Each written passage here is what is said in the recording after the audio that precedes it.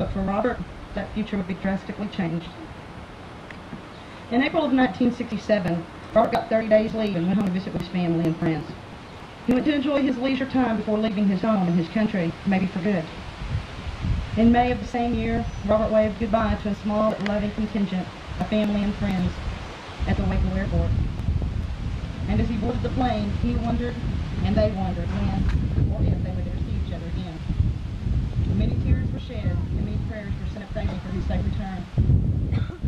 When Robert got to Vietnam, he experienced a lifetime of suffering, human bondage, hunger, and poverty through the citizens of South Vietnam. He truly appreciated, maybe for the first time in his life, the meaning of democracy and freedom. Robert then knew why America had come to this small yet determined country. He knew why they had come to help in their fight for freedom. He realized the importance of preserving the rights of others and that many times help is needed in order to get this done. Robert served his country and his fellow man in numerous ways in his 10 months in Vietnam. He was an integral part of the first democratic election in South Vietnam in many years.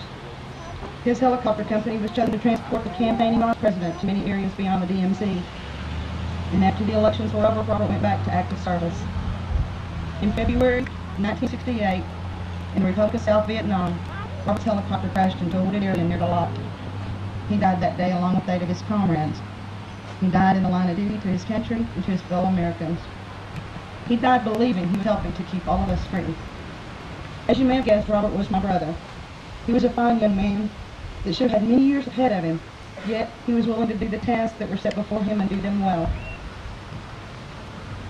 As Americans, on this Memorial Day, we would like to give our thanks to the thousands of men and women that have given their lives in service to all humanity.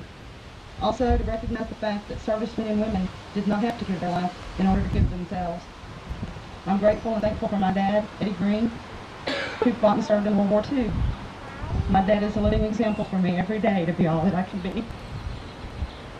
I'm thankful to know we live in a land where we can pay reverent tribute to our dead and to our living heroes. On this special day, please take just a moment to look around you at the men and women that carry scars from all of the wars. World War I, II, Korea, Vietnam, Desert Storm. These men and women carry scars not only on the outsides of their bodies, but on the inside of their hearts. Give thanks that we have them back with us. My brother, as well as many others, were not as fortunate as we. However, we have the opportunity every day to remember them and pay honor and tribute to their efforts and their memories. Be thankful that we still live in the land of the free. As our world changes around us, believe that it is because we Americans have served as an example of all that is good and right and whole.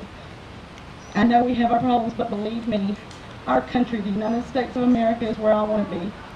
I'm proud to be an American, and I'm proud to be able to say thank you on this day to our veterans, and thank you to those that have gone. May God bless each and every one of you.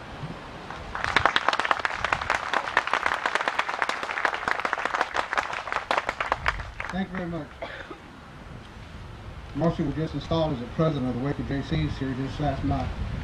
And felt words bringing so much dignity to this occasion. No one could say any better than you just said. Don, I'll turn this to you.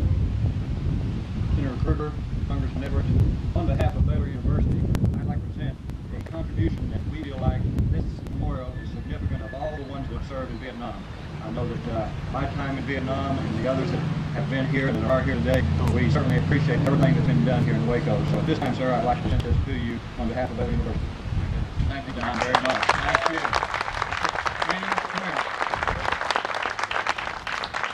you. Even though we're with friends with some people's attitude about elected officials in front of everyone, I want to get this money directed to you. I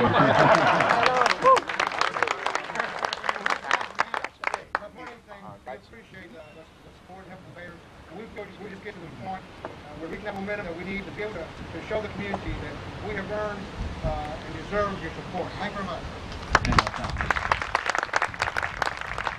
I think for everyone here, saying thank you to you and behalf of everyone at Baylor for all of your efforts.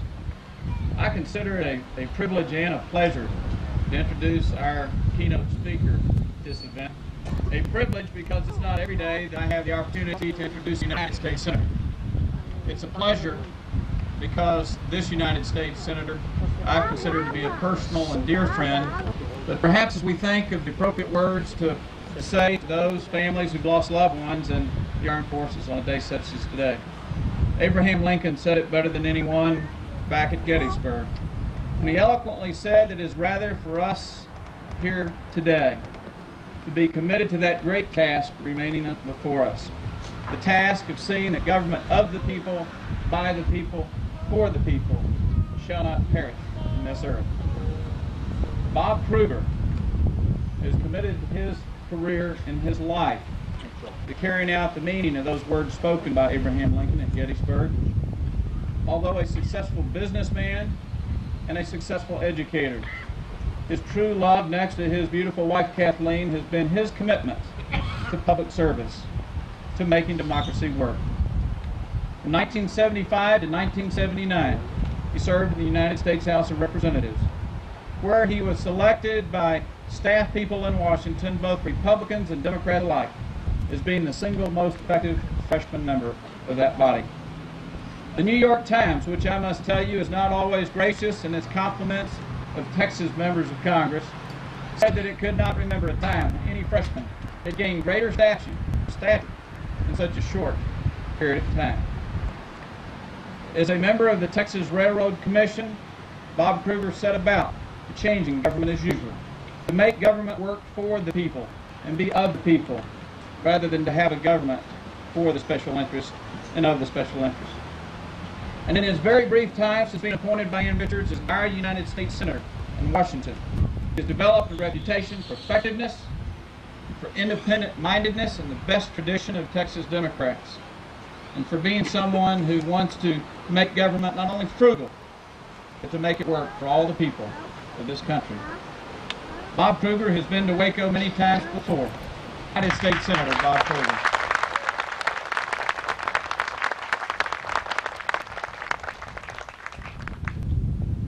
Thank you very much, Congressman Edward Chet, and my thanks to each of you, but my thanks particularly to Marcy Green, who has already spoken so eloquently that I think I will just keep my prepared comments in my folder and simply try to speak from the heart as she did. I was struck when she talked about her 19-year-old brother, Robert, because as I got out of the car, I looked at these fine young men behind us, and I thought, here it is. We, who are a generation beyond them, are the ones who have to make the decisions on whether or not they risk their lives for the rest of us. The Waco citizens will get on with the memorial. But this time we will have the reading of the minutes of the names. I'm sorry. I was at a meeting earlier, and we will have the reading of the names. Brenda, to start, please. Brenda is the secretary of the citizens for being on the memorial.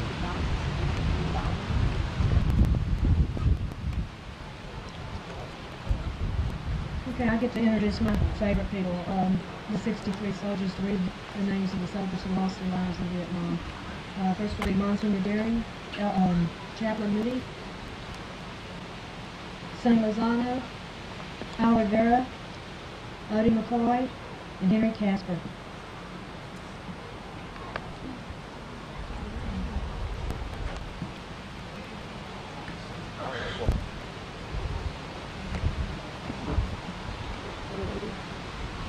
My dear friends, the reason that I'm reading the first names is because Raymond Verba, the young man that was first killed, the man that I knew personally, and his dad was here from San Antonio, his family.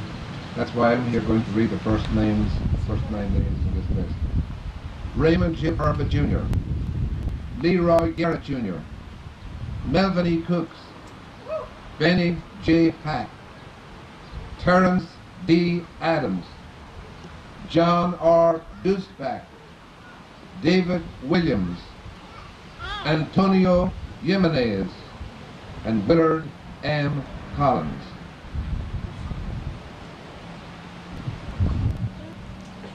Willie G. Hawkins, Donald R. Johnson, Charles W. Gobert Jr., Ronald C. Forsbach, Thomas Cotton III,